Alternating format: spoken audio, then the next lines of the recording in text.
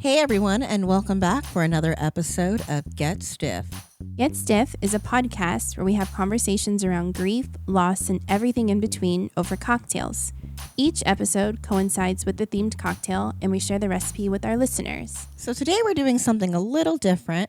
We thought it'd be fun to have a bit of a mini-so to talk about 6 things you should not say if you're interviewing to work at a funeral home. So, the first one is I've always been obsessed with death. That translates to I'm a creep and I want to see what's going on in the back room, and we're scared you're going to do something to someone's loved one. It's a no for me. What you should say instead.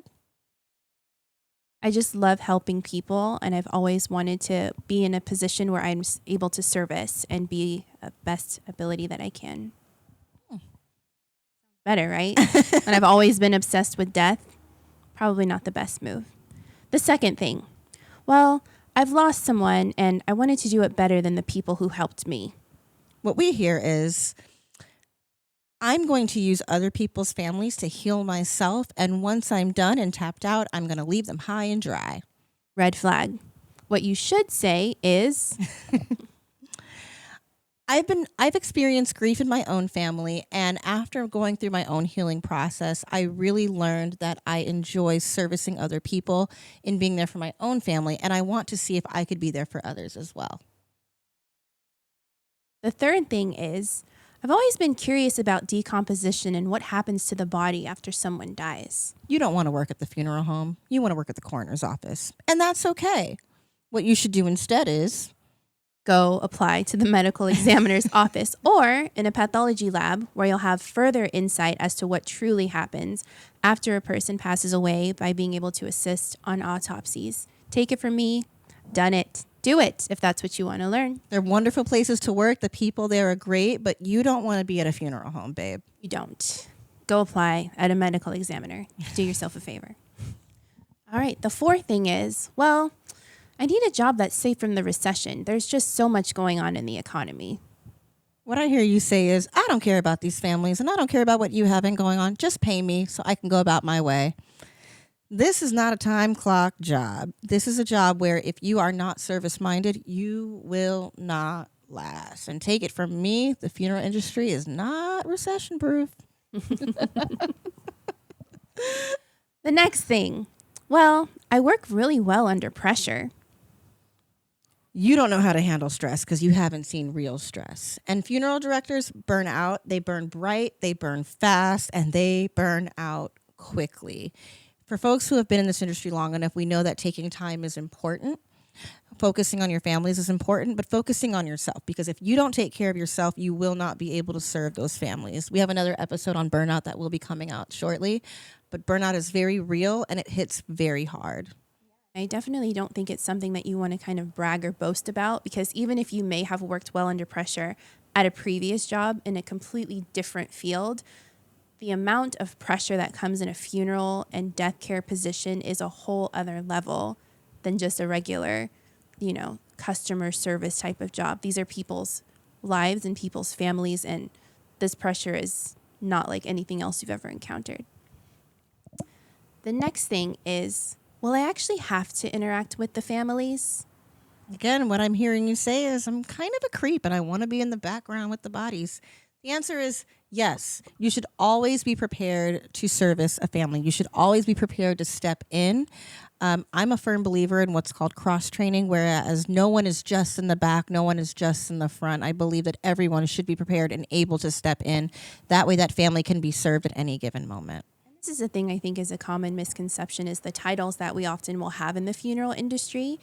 Yes, you may be a receptionist, but a receptionist best believe is going to be interacting with families probably just as much as funeral arrangers or directors are.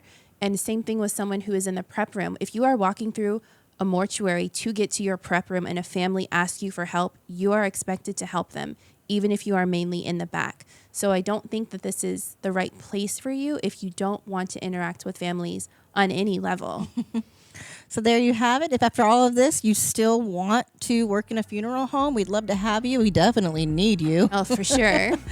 So feel free to reach out. Our DMs are always open. You can find us at Get Stiff Podcast on Instagram or getstiffpodcast@gmail.com. Or you can hit us up on our personal social media. You can find me at I Do Death. And me at Death with Lex. And we out. Bye. I would say the first thing is just, oh my gosh, I've just always had a fascination with dead people. Oh, yeah. How often do you hear shit like that? All the time. All the time. Or can I just work with the bodies? Or can I not have anything to do with the bodies? How often do I actually have to see caskets? Do I have to actually help with the flowers, or like, can't we just have people do that? So, like, can I just go on services? I don't answer the phones. I'm sorry.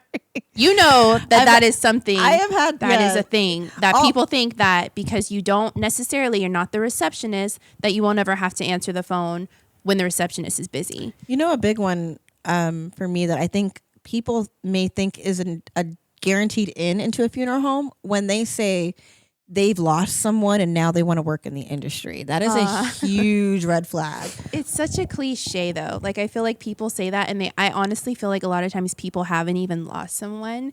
They just feel like that can be an in. Like, oh, I lost so and so and I wanted to help I want to help people now and blah blah blah. And it's like, sometimes it can be genuine though. Mm-hmm. And I know we're all jokey jokes about this, but in all seriousness, if you do want to work in a funeral home, there is a reason why that is a red flag to seasoned funeral directors. For all of the jokes that we make, for all of the meme pages and the back and forths and the things that we like to laugh about to keep ourselves sane, our main concern is serving the families. And what we as dedicated funeral directors can't stand is when someone tries to use other grieving families to heal themselves. We do view that as being selfish, and you are, not only is it selfish, but you're going to burn out, even if you don't realize it. Once you kind of walk through whatever you're dealing with, a lot of these families tend to be left out to dry, and generally you won't last very long in this industry if that's what you want to do. Yeah, and I think just having the right intentions, because this industry is not for everybody. There's a reason why there's only a handful of us who actually last in it and who actually can handle it. And saying whatever you can just to get the interview, or you have this morbid curiosity or whatever the fact may be, if there's no pure intentions behind it and you genuinely wanting to help people, you are not going to last. And people like us are going to be able to tell very fast the type of person that you are. This position is one of service. Not only is it one of service, it's service in silence. So it's doing a lot of very, very hard work and not getting a lot of thanks for it. Now, when a family does hug you, yes, it does feel like Christmas morning. It definitely does. But that doesn't happen very often, especially if you work in more practical areas of the funeral home. If you're more in the back end, if you're more in the prep room and you're not meeting with families, or if you work at one of those funeral homes where everything is segmented and you may not get that same face-to-face time. But a lot of what we do is in silence, and you won't ever hear a thank you. And that has to be, knowing that you did something good has to be enough for you. And a lot of the things that we do are little details that have such huge, like things that you wouldn't think about, like having a pen for the guest book. Little tiny details that play a huge role in someone's lasting memory of their loved one. So there is little to no room for error. So you have to be very careful with how you are, approaching people and how you're carrying yourself. So the families will see that, and, they're dealing with something already. So it's really important that you're there to support them rather than to try to, have different kinds of intentions. And it's pretty obvious when someone is that way. And it begins with the interview process, because I've sat in on many of interviews and heard these things that people will say because they think that it sounds good, or they think that these are the things that we want to hear. And if it's not coming from a place of being genuine or experience or something like that, we can definitely tell. It's our job to be able to read people. Like, think about that. We have to tailor how we meet with families based on how we read people. So just remember that if you do want to work in a funeral home, we're not trying to discourage people No. from working in the funeral We industry. actually need people We in the need funeral people, industry. but We need people. we need real, genuine people who are willing to help and who are kind and have the best intentions and really do want to become a kind of, not even a healer, but just kind of a guide, because people need help. People don't know. I mean, when someone dies, people don't know what to do, and that's our job. And we take pride in our job, and we want to work alongside people who also do. I remember I've interviewed people in the past, and they've, been really curious about anatomy, and they've been really curious about how the body decomposes and, what happens after someone dies. And I have flat out told people, you don't want to work in a funeral home. You want to work at the coroner's office. Which I've done. Which is and fine. And if you are interested in those things, then yeah, go to the medical examiner, try to work in a pathology lab, work at a body farm. But a mortuary is not the place to learn science. It's not the place to learn anatomy. That's the place for reverence. Yeah, it's not somewhere you want to start. If that's your end goal, is to just learn anatomy and decomposition. You want to work in a lab or a medical examiner. And we've done that too. Well, I've done that. not me, I have but done you that. have. I have, and I can tell you, if you want to learn anatomy, you want to learn more about that side of things, definitely be an autopsy tech or some kind of assistant. We have internships at the medical examiner if you're just curious. But again, you have to go through an interview process, and you have to go through a kind of trial where you actually have to watch a certain number of autopsies before you're even hired as an intern to prove that you are okay with seeing things of this magnitude. So just know that whatever field of death that you decide to get into, there's going to be a kind of testing period almost to make sure, because he knew that in this role, I would be upfront like this. I would be dealing with all aspects of death, whether that was putting on earrings of the deceased or helping put the casket in. Like, there was multiple things that you want to make sure that you're able to do and that you're able to handle. And a mortuary, a lot of the times it's your multiple roles. So If you are interested in wanting to work in a funeral home, you need to come from a place of service and a place of compassion, empathy, and be willing, I think, to do just about all aspects of the role, because a lot of the funeral homes where, and no shade to the ones that, are larger and segmented, but a lot of those smaller funeral homes, you wear a lot of hats. And in order to properly serve families, I think you need to be able to do that. That may not necessarily be your day to day, but you need to be ready and willing to step in wherever that family may need. Because at the end of the day, you did not lose someone, they did. And that margin for error is very narrow. And you want to make sure that you're doing everything in your power to make sure that their lasting impression is something that they can cherish forever. And that's not something that we get to redo. We don't get a do-over.